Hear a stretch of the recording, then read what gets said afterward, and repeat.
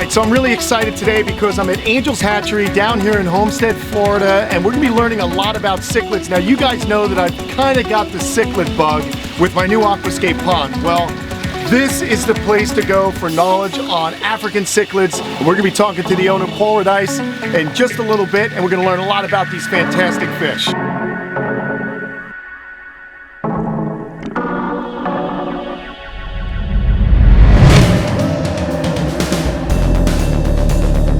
Our animal mission is simple: education in action, conservation in action.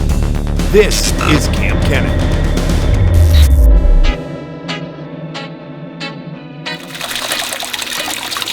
All right, we're hanging out with Paul Cuffaro, and Kenya's helping us out today as well. We have similar names, so that's cool. I won't forget her name. Paul, I got my cichlids from Paul a few months back, and they're doing fantastic, man. And everyone watches. They're great fish. What got you into this species or this group of fish anyway to begin with? Well, we opened up in '72. At the time, we called it Angel's Hatchery, thinking that what we felt was the best move at the time was to grow angelfish, which we started producing. And in very short order, we realized we were competing with Southeast Asia, Singapore and Bangkok, and at the same time, African cichlids were just coming into the country. New varieties were coming in every month from both Lake Tanganyika and Lake Malawi. So none of the other farms had them. I saw an opportunity to be the new kid on the block by getting involved with a whole new group of fish. Cool. Well, today, of course, I'm not going to come to a hatchery and not come home with an interesting species of cichlid. So these guys are the Malawi eye biter. Now, you were telling me that that's kind of a misnomer. It's not really a true testament to what this fish is about. Talk to me. Right. When they first discovered this fish, because it had a pointy face, and because people who sometimes write articles and books feel as though they need to be more dramatic in order to sell them, they stuck a label on this fish which was not warranted. Let's have a look at it too while we're seeing it. This is awesome. The fish definitely has the appearance of a barracuda or something that could certainly bite eyes. And although it is a midwater predator fish, like all the other fish in its genus, which is Haplochromis, it is really not has no more interest in biting eyes than any other larger predator fish. It's not really.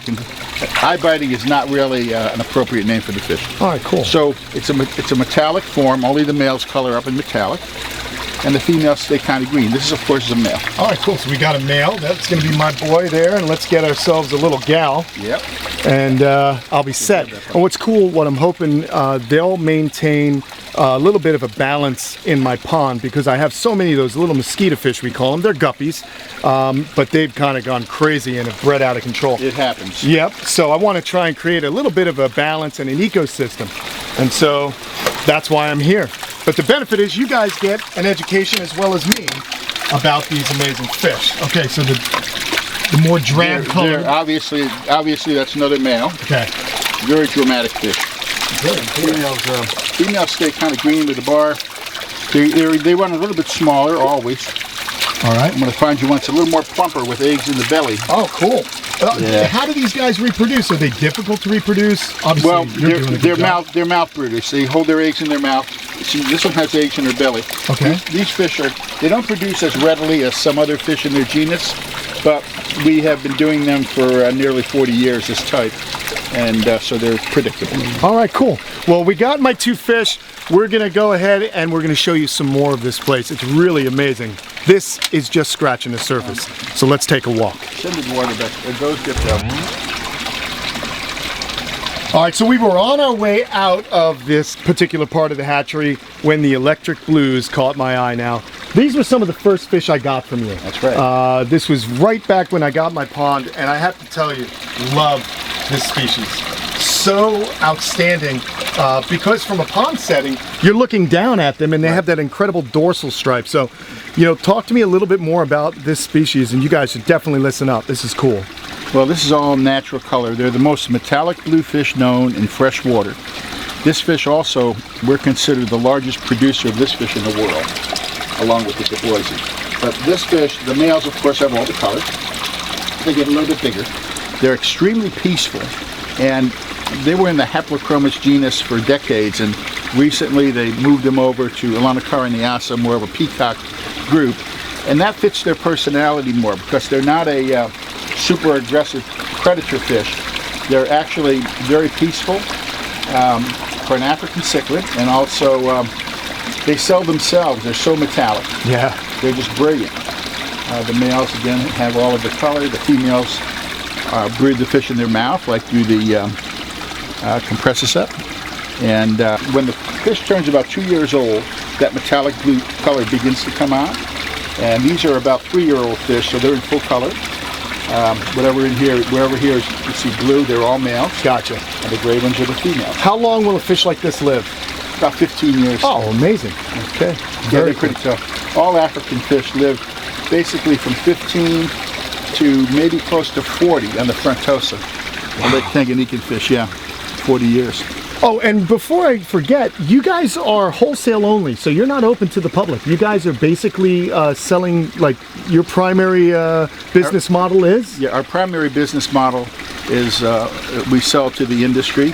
However, we do supply some other exhibits and restaurants, hotels, people with very big ponds.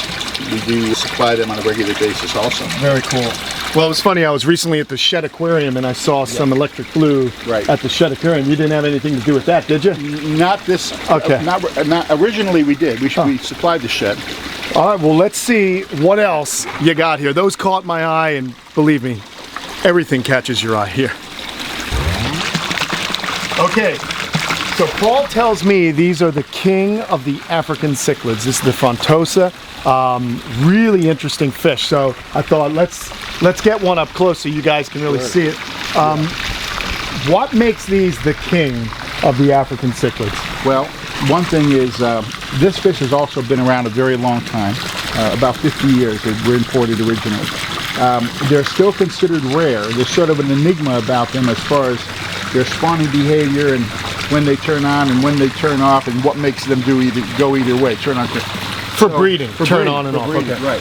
So what does it? Is it temperature? Is this an industry secret, or you know what? You know what? I think it's a combination of them. You know, they're a bottom water fish. They have the big head, the big eyes. They sit at the bottom of the lake. I think they want foods that would be at the bottom of the lake. They want worms primarily. Okay. So we feed them a tremendous amount of bloodworms, frozen bloodworms. They get about ½ pound a day. Wow. And yeah, and then so a combination of between feeding and also that you need more than one male for a breeding colony, but if you have too many males, they concentrate on fighting each other to get dominancy for the females. Okay. So so the ratio male to female is important. They're kind of they're a very slow-moving, almost reclusive fish, but they are extremely beautiful. They make an incredible aquarium fish. Well, let's pull one out and see what they look like up close. I know it's I'm like a kid in a candy store, man. I'm loving all this knowledge because this is something that when you get passionate about something, guys, you want to learn as much as you can about it.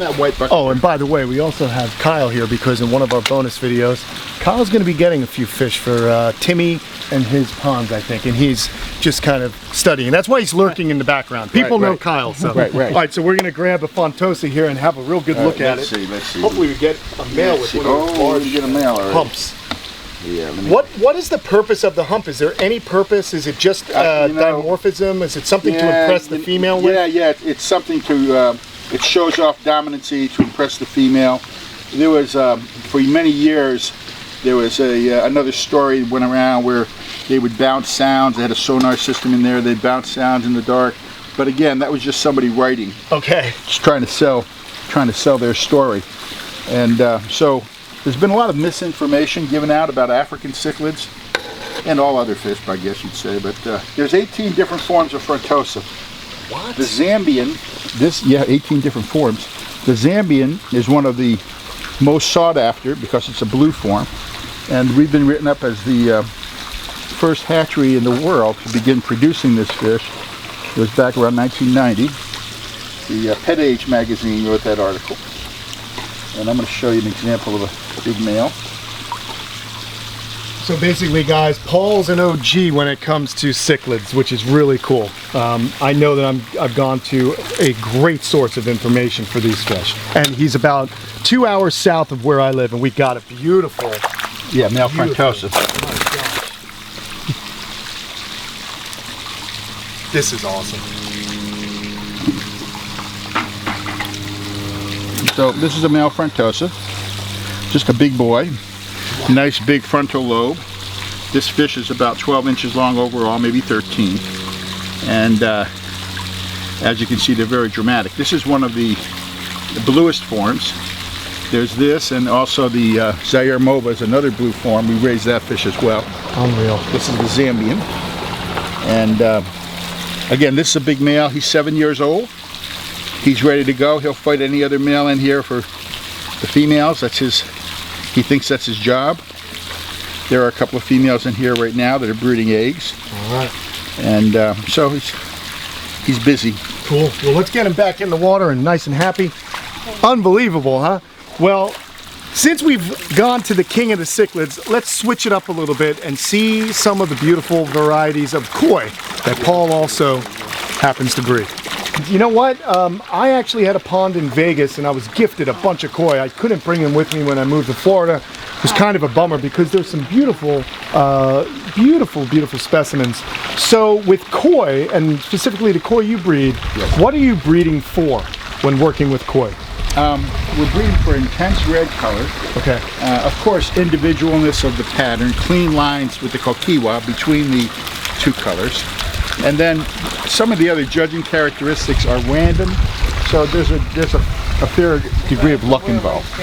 But you have to start out with deeply red fish, and then a percentage of those will be red offspring. Okay. And you know, they say in koi breeding, only 5% turn out to be good fish, and maybe 20% turn out to be pretty good fish. And there are many koi have recessive genes, so there are many fish that don't develop as well as much character or intensity, or the markings aren't as clean, they fade in. So there are competitions for these fish, right? That people enter and try and win best in show. Right. And you have actually a fish that was born here, recently took top honors somewhere. Where was that? That was in Orlando. There were many hundreds of koi in that show, and we won in one category, came in first place. And it was from a koi that was born here 2 years ago. It was a koi that had exceptional color, very clean marks in between the colors. It has several judging characteristics, certain colors on the fins, on the head, on the tail, on the side of the fish, and it was the winner. And the noteworthy thing about that was that it beat out many fish that were brought in from Japan at a very high price to compete against it. Very cool. So, what's Paul think about these guys? Yeah, what do you think, Paul? You're a fish dude. Crazy, and I'm correct, right? When it comes to koi, are based off of how sharp the edges of their colors and spread apart. You don't want them to fade or go over each other, correct? Right. Yeah, that's they're correct. more valuable when they're real clean lines in between. Separated. Yeah. Wow. You know what's sad, Paul's, is that I'm colorblind. Is that right? Yeah. I mean, I can tell that's an orange and white fish, but you know, when we get into some certain other, different morphs, I suppose, right. Lost on me. But those are beautiful fish. Hey, listen, there's one more thing we want to show you from Angel's Hatchery. We're gonna have to walk out front, and I'm excited to show you this because it's not just hatchery, he's also an enthusiast as well. So we're gonna take a little walk, and we'll finish this video up out front.